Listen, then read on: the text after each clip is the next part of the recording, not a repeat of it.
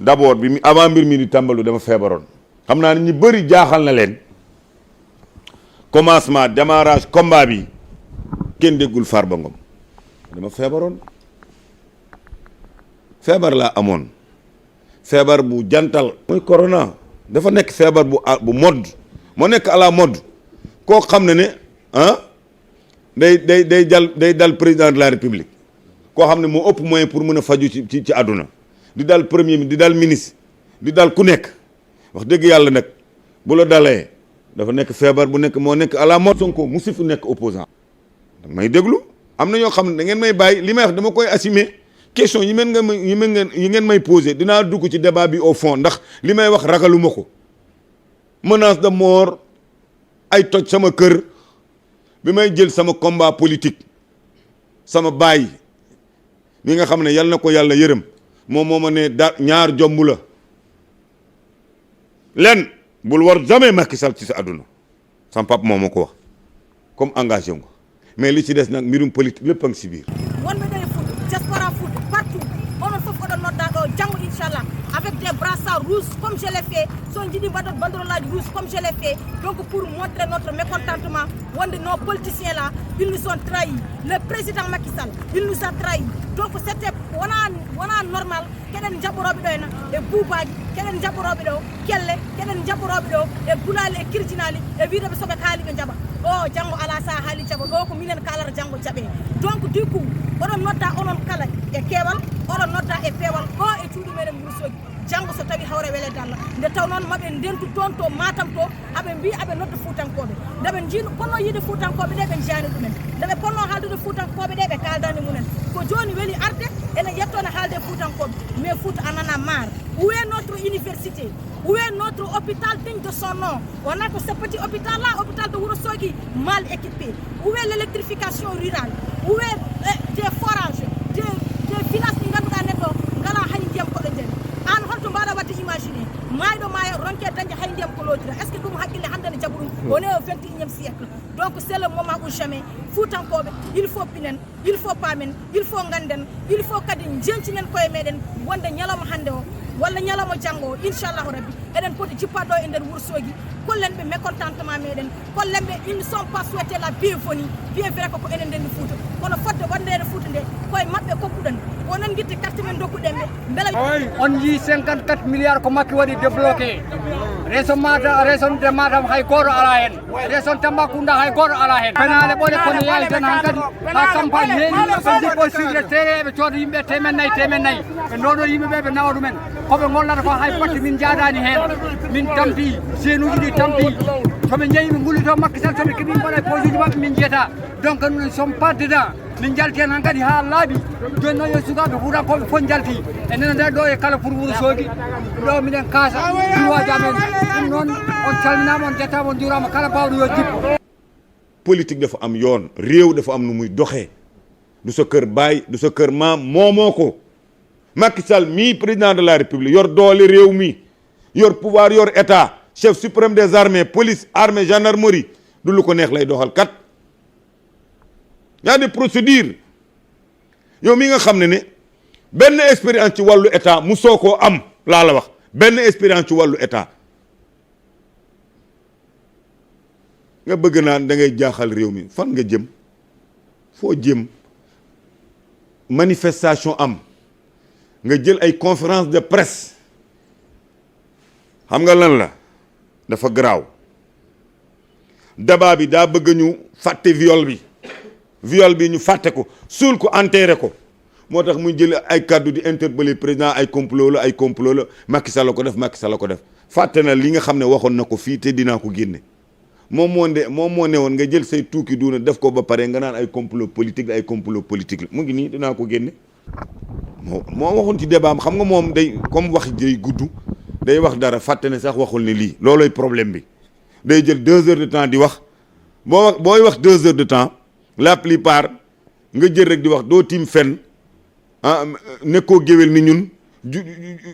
judduwoo ci wax da nga ñëw rek bëgg naan wax kat da ngay wax doo journaliste jàngoo ko du sa métier da ngay wax dara ci njëlbéel nga dem 1 heure temps fàtte ne waxoon nga lii compte moom noonu lay def ba Sénégal yi xam ne waxoon naa benn émission ak Pape Ngagne Ndiaye mii c'est le président des manipulateurs maa ko wax Ousmane Sonko li manipuler réew mi manipuler opinion bi ba ay décès am ci ay décès laa la wax am ci fukki ak quelques décès am ci loolu bu dee xel dëggantaat da nga war deuxième vague dina ñëw looloy lan ça veut dire que ñi nga demoon di jaale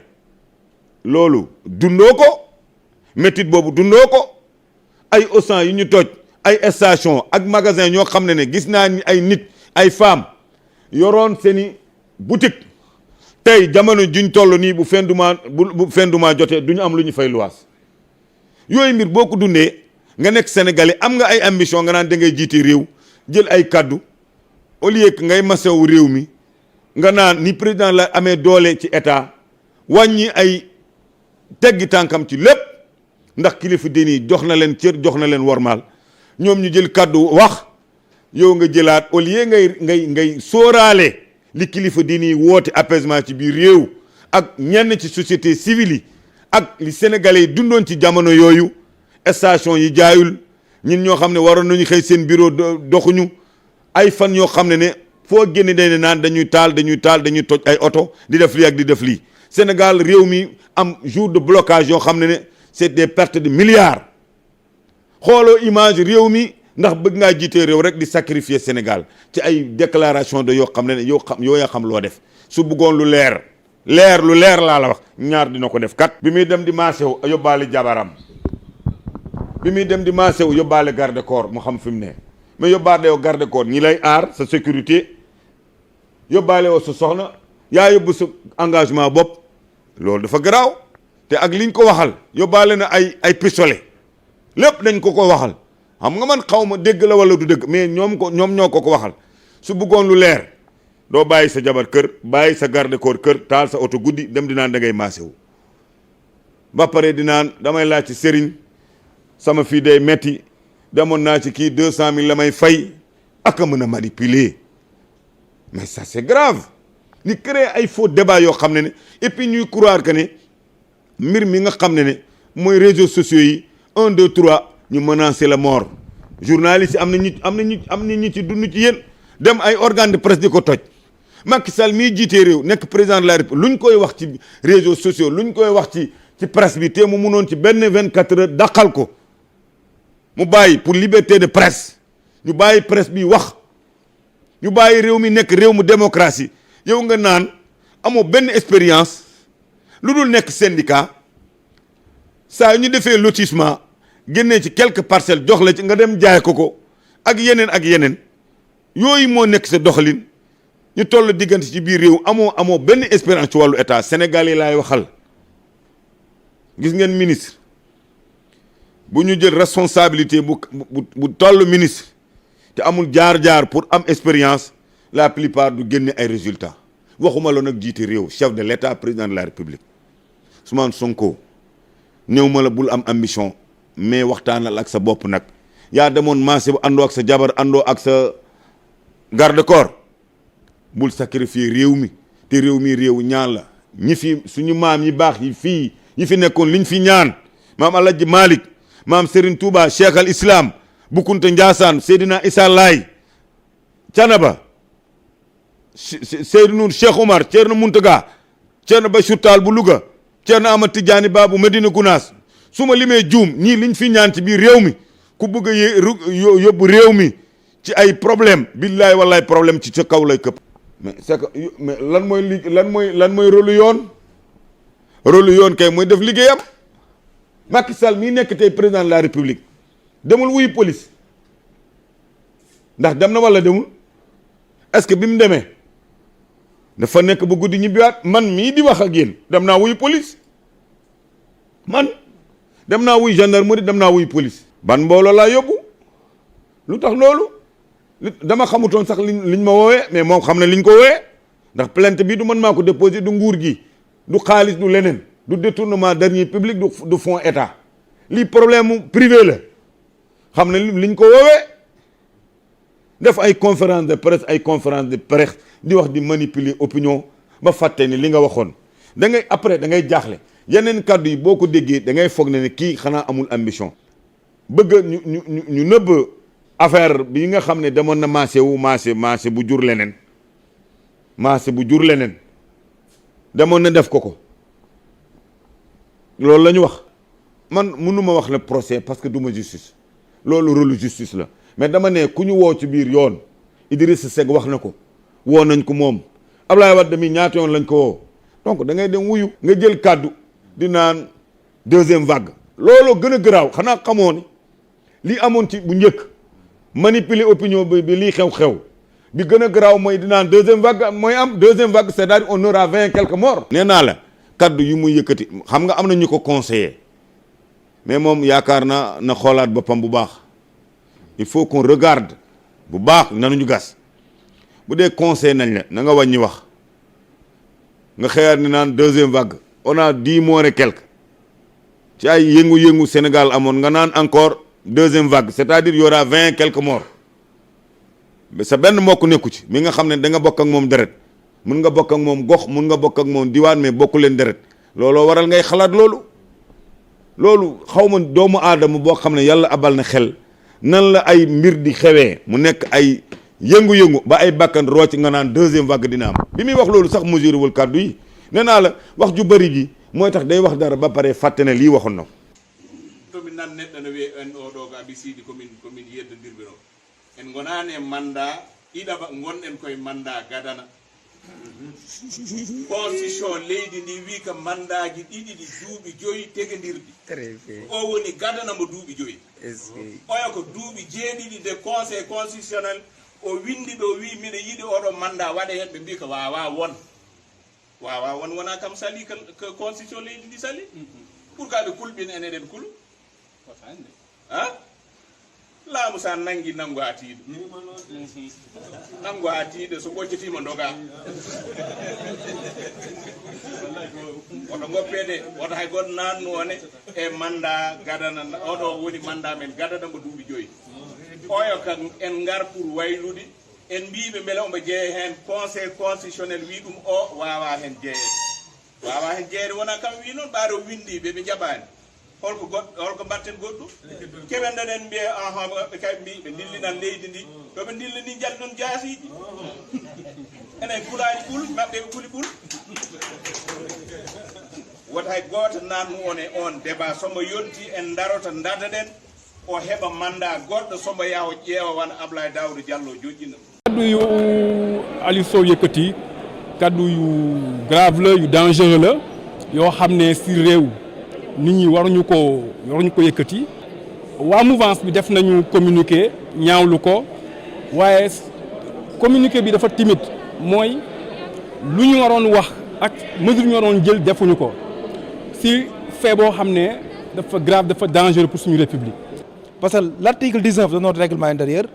may na conférence des présidents mu saisir une commission sur n'importe quelle question qui concerne l'activité parlementaire tey li ma doon xaar mooy conférence des présidents ne bon question bi c'est tellement grave mais la commission des lois faites-nous une résolution ñu voté ko assemblée nationale loolu laa doon xaar. mais comme tey lañ taxawal bureau assemblée nationale tey it lañ taxawal tey lan ñu falaat fal bu bees kon ñun après danañu toogaat ñu waxtaan xool nun ciy taxawee ba wax ju mel noonu kenn du amati fit ci Sénégal taxaw di wax lu mel noonu ndax loolu dafay yàq am réew dafay delloo ginnaaw am réew kaddu yu mel noonu ab député c'est honte ab député di yëkkati ay kaddu yu mel noonu di ko jëmee ci askan bi ñun dañu jàpp ne sax moom bu fekkonte ne nit la tey def na faute boo xamante ne dafa war a démissionner ndax amatul place ci assemblée nationale. waaye lu ñu ci mën na bàyyi jël comme jàngat mooy dañu war a xam ne Macky Sall wax na ak ay ñoñom même bu dee officialisé wu ko mais officieusement wax na ak ay ñoñom ne leen demal leen ma wax leen sama militant yi damay postuler au 3e mandat dama bëgg ngeen waajal ko ngeen préparé wu. Dembourou Sow nag comme ni nga ko waxee li ma ciy wax rek moom mooy li ci parti bi wax parti bi def na communiqué man sama position mooy position parti bi. ci kenn d'accord ji assemblée bi gisuma ko ci d'accord maintenant comme ñun d'accord ci couloir yi koo waxal mu la mais c'est catastrophique mais pourquoi bu ñëwee assemblée mënuñu bàyyi langue de bois bi ah mais naxante politique boobu dafa war a jeex Sénégal. am kaddu ñoom ñooy tànn ku leen neex teg leen ci bopp réew mi du ñu nangu mukk ni leen di imposer qui que ce soit muy Samba muy Demba d'ailleurs dañu tay dañu sonn wax gi du na dindi projet de loi bi parce que forfaiture bi def na ko ba pare mu am mu bañ am wane na fi mu tollu askanu Sénégal na dem na fi jóge te nag lii mooy li nga xamante ni Alliance pour la République moom lay xeex te bu ñu yàlla yóbboo suba ci réunion Benno Sénégal Benno Siggil Sénégal Alliance pour la République du proposer pétition du proposer délégation aux chancelleries li Alliance pour la République di proposer mooy tous ensemble devant le palais de la République pour dire Ablaye Wade ci biti. bon mu mesurer conséquence acte yi muy posé réew mi mënuñu nangu li mu bëgg a def. réew mi mënuñu nangu. duñ ko nangu. su fekkee ne mu ngi persister pour bëgg ne dina jalgati constitution bi pour que président de la République bi ñu fas yéene fal mu supprimer second tour ba pare def ci condition ne bu amee 25% maanaam ci électeurs yi nga xam ne ñoom ñooy wote te ku ne xam na ne mu ngi def kéemtalaay kattanam tere nit ñi voté avec découpage administratif bi ñu def ñun danañ wàcc si mbedd mi danañ woo peuple mi mu taxaw manifester si yeboo ñu jàpp nit ñi si yeboo ñu tëj leen si yeboo ñu rey leen nous sommes prêts danañu jiitu ñun ëllëg danaa dem réunion Benno ak société civile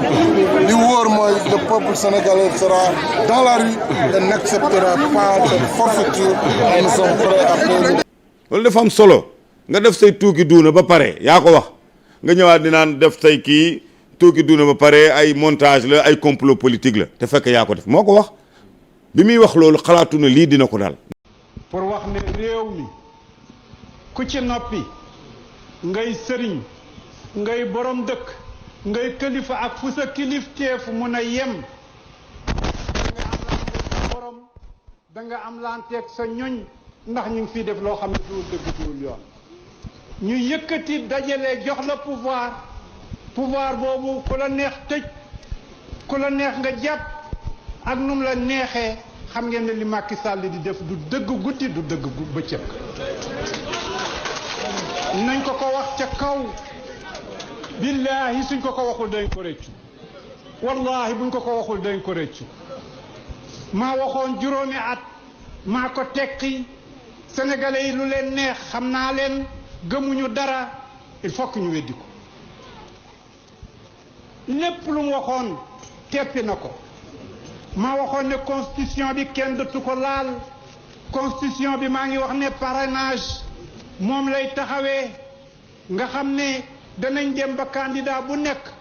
fokk nga dem fu nekk te parti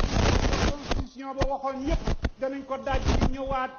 indiwaat beneen constitution boo xam ne delluñ ci référendum delluñu fenn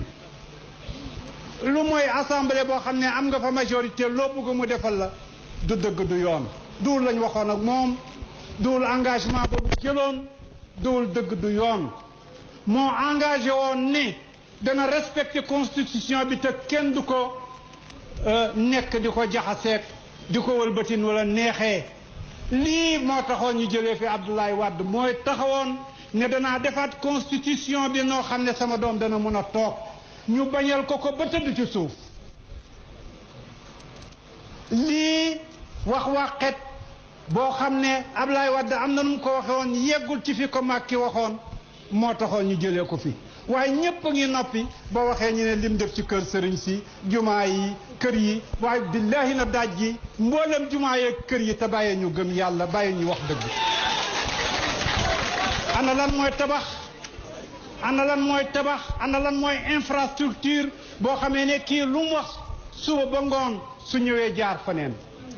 dama ne billaahi wallahi ku ci noppi da nga am lanteeg sa borom da nga am lanteeg ñoñ réew mi xeeb nañ niti diine yi ci seen noppi xeeb nañu ñëpp ci seen noppi